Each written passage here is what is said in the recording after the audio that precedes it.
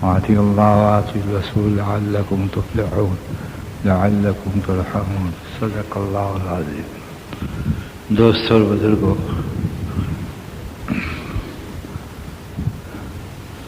بنی نوع انسان کے زندگی کی ہر خاکے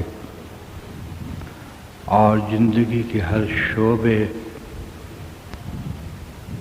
وہ بنی نوع انسان جس میں کہ مشرکین، ملحدین اور کفار بھی آ جاتے ہیں، ان سب کے خاکوں کے اندر اور اس خاکوں پر اگر کوئی زندگی کسی درجے اثر انداز ہوتی ہے وہ رسول پاک صلی اللہ علیہ وسلم کی زندگی ہے۔ یہ عمومی بات ہے، لیکن خصوصی بات یہ ہے کہ امت محمدیہ صلی اللہ علیہ وسلم کی اقتصادی زندگی، معاشری زندگی، سماجی زندگی، مالی زندگی، گھریلو زندگی، کلہم اجمعین پر اثر انداز حضرت محمد صلی اللہ علیہ وسلم کی عمل کے اعتبار سے زندگی نہیں تو خدا پاک کی قسم یہ امت کبھی نہ چین پائے گی، نہ سکھ پائے گی، اضطراب میں ڈوبی ہوئی ہوگی۔ ہر گھر، ہر فرد کسی نہ کسی طرح سے دل میں بے چین ہوگا، سکون نہیں ہوگا، چین نہیں ہوگا، اور معاشرے میں، بازاروں میں انسان گھومتے پھرتے نظر آئیں گے، قلوب بے چین ہوں گے، گھروں میں سوئے ہوئے نظر آئیں گے، لیکن کروٹ در کروٹ بے چینیاں ہوں گے۔ چنانچہ جتنے خاکے دنیاوی عذاب کے ہیں امت اس کو لیے ہوئی ہوگی، اور یہ تصویر آج ہمارے سامنے ہے۔ معاشرے میں کوئی بے خوف نہیں، کوئی امن سے نہیں، کوئی راحت سے نہیں۔ جی ہاں، جو رات کو کیواڑ کوئی دستک دے دل دھڑک جاتا ہے، راستے میں گزرتے وقت انسان کے پاس مال ہو تو بے چینی ہوتی ہے۔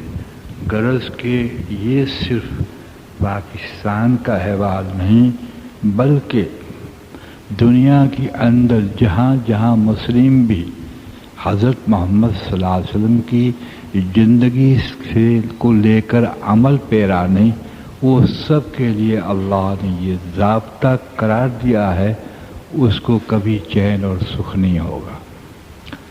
وہ میلیں کھڑی کر لے، بحران کھڑے ہوں گے، اور جتنی چاہیں ہاسپٹلیں بنا لیں، مرض بڑھتے ہی جائیں گے۔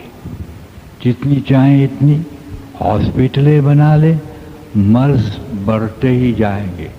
جتنا نظام امن کا کر لے اتنا امن خطرے میں پڑتا ہی جائے گا۔ جی ہاں، اور جتنی تجارتوں کی لائنیں کھول لے اور جتنی دنیاوی تعلیموں کی لائنیں کھولنے، خدا پاک کی قسم اتنی ہی مشکلات پیدا ہوتی ہی جائیں گے، جو ایک تصویر ہے۔ اور انسان اپنی ہر ایک استعداد کے اعتبار سے اس کو پرکھ سکتا ہے اور اس کو سمجھ سکتا ہے کہ واقعہ یہی ہے۔ نہ صرف علم میں بات ہے بلکہ مشاہدے میں بات ہے۔ اس لیے کہ اللہ رب العزت نے، پروردگار عالم نے نبی الکریم صلی اللہ علیہ وسلم کی ذات کو جو مبعوث فرمایا ہے، وہ ان تمام شعبوں کے اندر خیر و برکت کے لیے اور تمام شعبوں کو حضرت محمد صلی اللہ علیہ وسلم کی زندگی کو تابع کرنے کے لیے پیدا کیا ہے۔ اگر ان کی مساجدوں میں بھی اور ان کے مدرسوں میں بھی، ان کے خانقاہوں میں بھی اور ان کے یتیم خانوں میں بھی اور ان کے دینی اداروں میں بھی حضرت محمد صلی اللہ علیہ وسلم کا طریقہ نہیں ہوگا تو وہاں بھی بحران ہوگا۔ ان کے علماء خوش عقائد اگر ان کے اندر بھی حضرت محمد صلی اللہ علیہ وسلم کا مقصد گامزن نہیں ہوگا تو خوش عقائد علماؤں میں بھی ڈزنوں پارٹیاں ہوں گی جیسے آج ہے. ان کے خوش عقائد علماء نہ ہوں اور ہوں، ان میں بھی کئی پارٹیاں ہوں گی. غرض کے حفاظوں میں قراؤں میں حسد کے نقشے ہوں گے جبکہ حضور صلی اللہ علیہ وسلم کی زندگی نہیں ہوگی. اور آج یہ حقیقت ہے، اور اس میں سے اس سطح کے اہل اللہ بھی نہیں پیدا ہوں گے، اس سطح کے علماء بھی پیدا نہیں ہوں گے، اس سطح کے قراء بھی پیدا نہیں ہوں گے، اس سطح کے نمازی بھی پیدا نہیں ہوں گے، بلکہ ہر ایک میں تنزل ہوگا. آپ سروے کر لیں، مشاہدہ کر لیں، دیکھ لیں. جی ہاں، اور امت کئی فرقوں میں بٹی ہوئی ہوگی اور عصبیت میں بٹی ہوئی ہوگی. تعصب کا نقشہ زوروں پر ہوگا. لا الہ الا اللہ پڑھنے والا لا الہ الا اللہ کا دشمن ہوگا. جی ہاں، بس اب محنت کرتا ہے، سیاستداں محنت کرتا رہے یا کوئی اور محنت کرتا رہے، لیکن جب تک امت الحمدللہ حضرت محمد صلی اللہ علیہ وسلم کے نقش قدم پر نہیں آتی اخلاص کے ساتھ اور حضور صلی اللہ علیہ وسلم کے طریقے کے ساتھ، وہاں تک آپ امید اور میں کامل اس بات کی رکھیں کہ آنے والا دن اور زیادہ خطرناک ہے. ہلاکتیں قریب ہوتی جائیں گی، راحتیں دور ہوتی جائیں گی. اگر ہم یوں سمجھتے ہوں کہ ہم غیر کے نقشوں کو پکڑے، اس لیے کہ اصول ہے، نفس کا یہ اصول ہے. نفس جب حقائق سے ہٹتا ہے، امت جب حقائق سے ہٹتی ہے تو غیر کے نقشوں میں ترقی کو دیکھتی ہے، وہ اقتصادی نظام کو قائم کرتی ہے، وہ میلوں کو قائم کرتی ہے، اور وہ یہ کمپیوٹروں کو قائم کرتی ہے اور ٹیکنالوجی کو لینے کو دوڑتی ہے. اور یوں کہتے ہیں کہ اس کی کمی کی وجہ سے ہم پیچھے ہیں اور راحتیں دور ہیں، اور یہ بڑھتی جائے گی. اور اس کا نتیجہ یہ نکلے گا کہ امت کمپیوٹر والوں کی محتاج ہو جائے گی اور نصارے اور یہودیوں کی ٹیکنالوجی کے غلام ہو جائے گی، اور ان کی بینکوں کے کروڑوں ڈالر کے قرض حکومت پہ آپ ڈال دو تو دنیاوی ترقی میں اوروں سے عروج پہ نہیں، اوروں پہ عروج پہ نہیں ہے. اور اپنے اتحاد ان سارے نقشوں میں ٹوٹی ہوئی ہے. اس کی صرف اور صرف وجہ یہ ہے کہ ان کے بیچ میں عمل کے اعتبار سے محمد رسول اللہ نہیں ہے. ہم آج دل لگا کے بیٹھے ہیں، کل تمہارے اور ہمارے یہ نوٹ کرنا. جی ہاں، اس لیے کہ جس نے دل اللہ سے نہ لگایا اور جس نے حضرت محمد صلی اللہ علیہ وسلم سے نہ لگایا، اپنی زندگی کو اللہ کے احکامات سے ماشاء اللہ مالا مال نہ کیا، غلام نہ بنایا، اور حضرت محمد صلی اللہ علیہ وسلم کے طریقے سے اپنی زندگی کو نہ رنگا، وہ نہ باپ کا رہے گا، نہ بیٹے کا رہے گا، نہ بیوی کا رہے گا، نہ استاد کا رہے گا، کسی کا نہیں رہے گا. آپ کو سینکڑوں نہیں ہزاریں مثالیں آپ کو ملیں گی. اغراض ہی اغراض ہوگا، اغراض ہی اغراض ہوگا. کیسا مہاجر، کیسا انصار، کیسا سندھی جی، اور کیسا پنجابی، کیسا پختو، کیسا میمن، اور کیسا ماجوٹھی، اور کیسا گھاٹی. معاف کیجئے گا، صاف اللہ یا کر دیں کہ تم مسلمان کے دعوے میں ہوں گے، لیکن کوئی سندھی ہوگا تو کوئی مہاجر ہوگا تو کوئی میمن ہوگا تو کوئی گھاٹی ہوگا، کوئی اپنے طور سے عالم ہوگا، لیکن باعتبار امت کے ایک نہیں ہوں گے.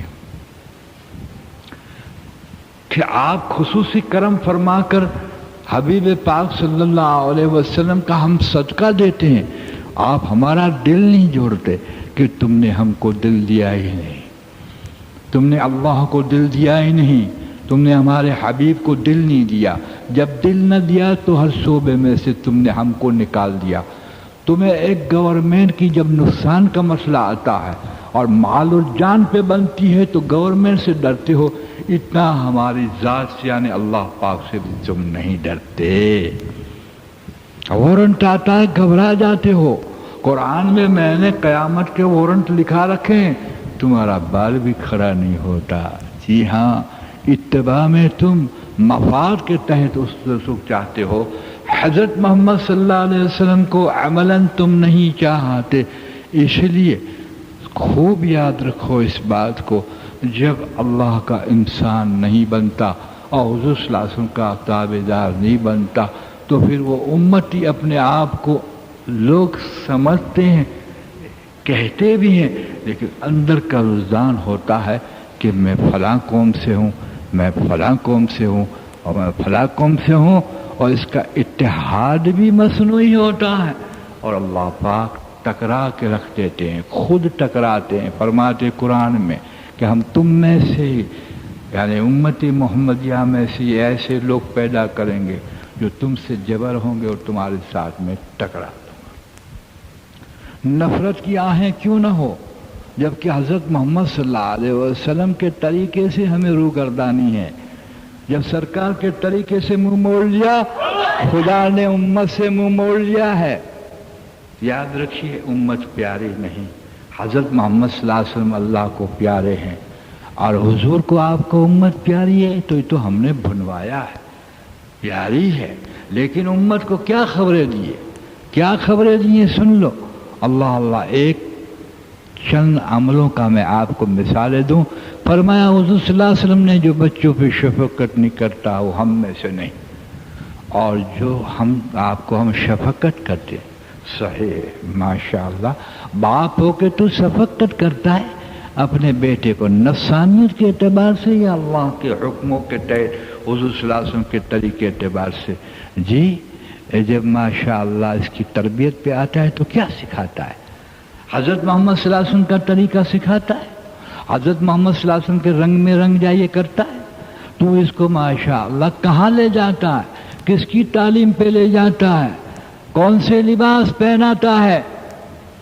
یہ تو چاہتا نہیں ہے تو ظلم کرتا ہے۔ چاہنے کے معنی بوسہ لینا نہیں ہے، چاہت کی معنی ہے کہ حضرت محمد صلی اللہ علیہ وسلم کے طریقے پر تو اپنی اولاد کی تربیت کر۔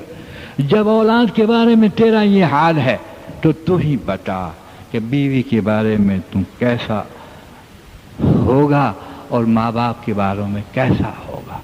لیکن ایک مزاج دیتے ہیں اللہ تبارک و تعالی، نبی پاک صلی اللہ علیہ وسلم کی اتباع پہ ایک مزاج دیتے، اور وہ یہ ہوتا ہے کہ انسان اللہ کے حکموں کو لے کر حضور کے رنگ میں رنگ جاتا ہے، پھر اپنے متعلقین تو ٹھیک، امت کے ایک فرد کو بھی دیکھنا پسند نہیں کرتا جو وہ اس کے رنگ میں رنگا ہوا نہ ہو، جی اس کے رنگ میں رنگا ہوا نہ ہو۔ اللہ اکبر۔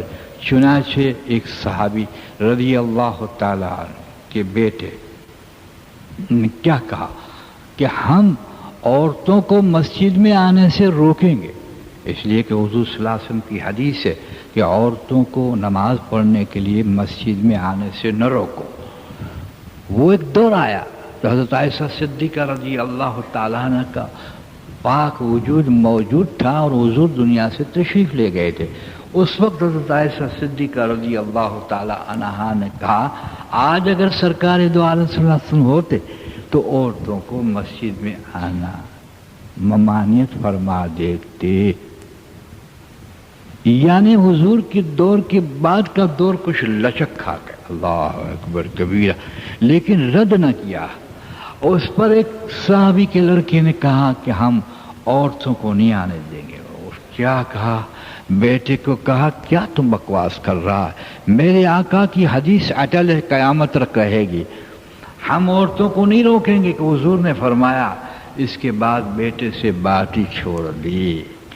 تو حضور صلی اللہ علیہ وسلم کی ہزار باتیں بیٹا قتل کرے اس کو بوسے لیتا ہے، کیونکہ تم مفاد کے تحت پالتا ہے۔ صحابہ ہر اولاد کو اللہ کے لیے پالتے تھے، حضور صلی اللہ علیہ وسلم کے طریقے کے لیے نبھاتے تھے، بیویوں کو بھی اسی لیے